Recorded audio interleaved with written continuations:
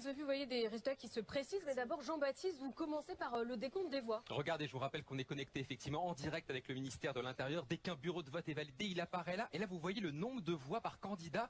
Pour l'instant, une égalité presque parfaite avec une petite avance pour Marine Le Pen. 13 900 000 voix pour la candidate du Rassemblement National. 13 millions 6 pour Emmanuel Macron. Attention, ça ne veut pas dire que les tendances vont s'inverser ce soir. Ça veut tout simplement dire que ce sont d'abord les zones rurales, les petites communes qui font remonter d'abord leurs résultats. Des communes qui, on le sait, votent un peu plus Marine Le Pen que les grandes métropoles qui devraient tomber effectivement au cours de la soirée. Marine Le Pen avait fait 10 millions de voix en 2017, c'est d'ores et déjà plus. Et regardez, ça se voit effectivement sur notre carte de France. En bleu foncé, les villes qui ont placé Marine Le Pen en tête.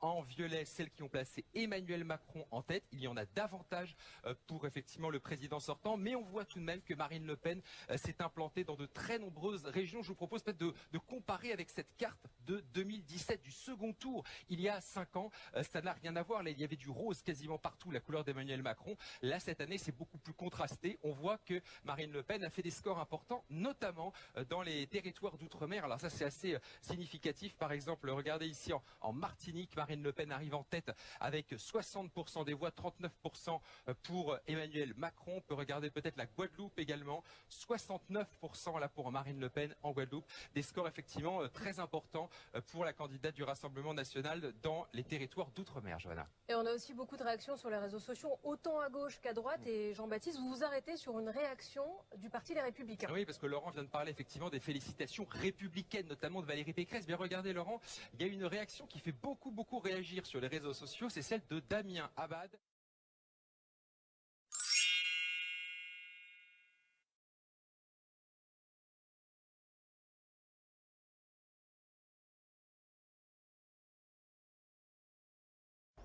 De plus, dans la dernière vidéo, vous avez vu 14 millions plus 14 millions, hein, ça fait 28 millions. Là, vous voyez qu'en additionnant tout ça, on est à 32 millions, 33 millions. Donc de 28 millions à 33 millions, il manque 5 millions de votants, qui ne font toujours pas 16 points d'écart. Et ça voudrait dire que de la vidéo de 20h à minuit, 100% des votants, des électeurs ont voté Macron. C'est ce que ça voudrait dire. C'est-à-dire que les 5 millions qui manquaient, 28, là on est à 18, 28, 29, 30, 31, 32 millions.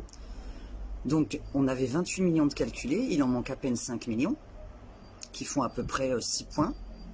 Donc on ne peut pas en avoir 16 d'écart. Ça fait à peu près 6 points. Et là, vous voyez, l'addition des deux fait 32 millions. Additionnez bien, hein. Dans la vidéo précédente que vous avez vue, il y a 28 millions déjà de dépouillés. 28 millions déjà de dépouillés. Et vous voudriez me faire croire que les 5 millions de dépouillés, 100% ont voté Macron. C'est ce que ça voudrait dire, mesdames et messieurs. Regardez bien, calculez bien. Alors, comme vous l'avez vu, hein, 13 900 000 à 20h hein, pour Marine Le Pen.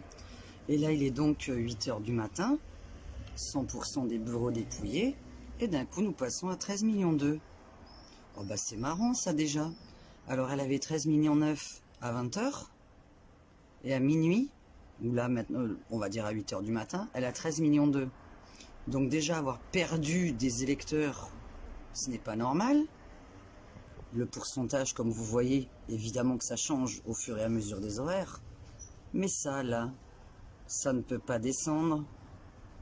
On peut pas être à 13 millions 9 à 20h et à 13 millions 2 à minuit ou à 8h du matin ce matin. Ça me fait bien rigoler. Grosse erreur.